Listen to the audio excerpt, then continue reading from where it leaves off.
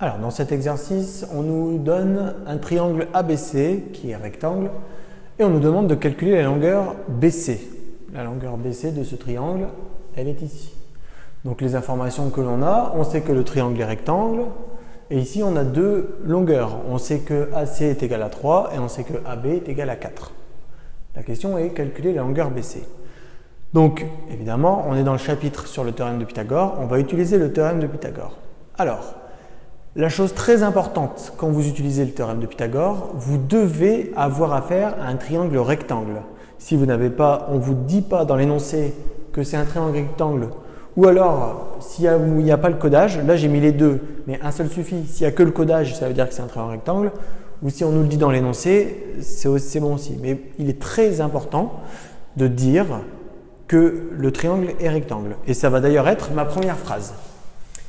On sait que ABC est rectangle. On peut même dire qu'il est rectangle en A. On sait qu'il est rectangle, donc on peut utiliser le théorème de Pythagore. C'était la condition. La condition, c'est si le triangle est rectangle, alors l'hypoténuse au carré est égale à la somme des deux autres côtés au carré. On sait qu'il est rectangle, donc on va écrire ainsi, selon le théorème de Pythagore,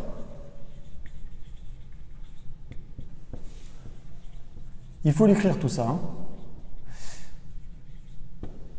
Sur votre copie, il doit être écrit que vous savez que le triangle est rectangle. C'est une condition qui est vraiment importante, c'est obligatoire.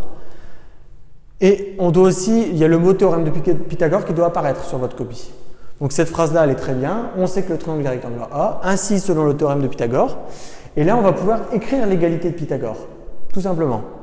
L'égalité de Pythagore, souvenez-vous, c'est l'hypoténuse au carré qui est tout seul dans son coin et qui va être égale à la somme des deux autres côtés au carré. Ne vous trompez pas, l'hypoténuse, c'est le côté le plus long du triangle. C'est le côté qui est opposé à l'angle droit. L'hypoténuse ici, c'est BC. Donc la formule de Pythagore, je vais l'écrire ici, l'égalité de Pythagore, pardon, BC au carré égale la somme des deux autres côtés qu'on a élevés au carré.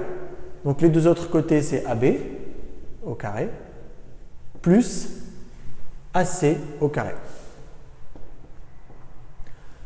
Là, déjà, on a fait la moitié de l'exercice.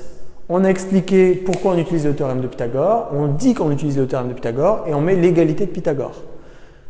Ne vous trompez pas, l'hypoténuse tout seul de son côté de l'égalité et ensuite les deux autres côtés. Et n'oubliez pas les carrés. Si vous ne mettez pas les carrés, c'est faux. Vous devez mettre les carrés. Ok, maintenant que la formule est complétée, que la formule est écrite, on va pouvoir la compléter. Donc BC carré, la longueur BC, on ne la connaît pas pour l'instant. Donc on va laisser BC carré. Par contre, ici, la longueur AB, on la connaît. La longueur AB, elle est égale à 4. Donc la longueur AB, c'est 4 et on garde le carré. La longueur AC, on la connaît également, la longueur AC. La longueur AC, c'est 3. Même chose, AC, c'est 3 au carré. Donc déjà, on a déjà bien avancé. On a déjà remplacé la longueur AB et la longueur AC. Alors, le carré, je le rappelle, un nombre au carré, c'est un nombre que l'on multiplie par lui-même. 3 au carré, c'est 3 fois 3. 4 au carré, c'est 4 fois 4. Tout simplement. 10 au carré, c'est 10 fois 10. Donc ici, on va pouvoir remplacer 4 au carré, c'est 4 fois 4. 3 au carré, c'est 3 fois 3. On continue. BC carré égale 4 au carré, c'est 16. 4 fois 4. Plus 3 au carré, c'est 9. On a donc BC carré qui est égal à 16 plus 9. 25. L'exercice n'est pas terminé. On vous demande de calculer la longueur BC. Et jusqu'à maintenant, on a trouvé la longueur BC au carré. Moi, ce que je veux, c'est me débarrasser de ce carré pour avoir la longueur BC. Il y a pour ça, sur votre calculatrice, une touche qui s'appelle racine carrée. La racine carrée, c'est un outil qui va vous permettre d'obtenir un nombre qui, multiplié par lui-même, est égal au nombre de départ. Je vais la refaire, c'est-à-dire que par exemple, la racine carrée d'un nombre, la racine carrée de 25, c'est ce qu'on va rechercher ici, ça va être un nombre tel que multiplié par lui-même, c'est égal à 25. La racine carrée de 25, c'est 5 par exemple. Pourquoi? Parce que 5 fois 5, 25. En gros, on cherche le nombre qui au carré est égal à 25. Donc l'outil racine carrée, en fait, il va nous permettre de faire disparaître le carré. Donc quand on en est à cette étape, on va utiliser la touche racine carrée de la calculatrice et on va écrire racine carrée de BC au carré, c'est égal à racine carrée de 25. Et du coup ici, la racine carrée va faire disparaître le carré.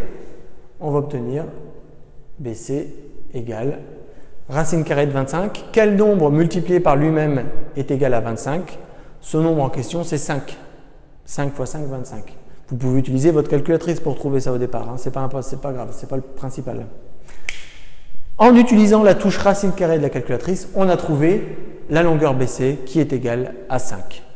On a terminé l'exercice. On nous a demandé de calculer la longueur BC. La longueur BC est égale à 5.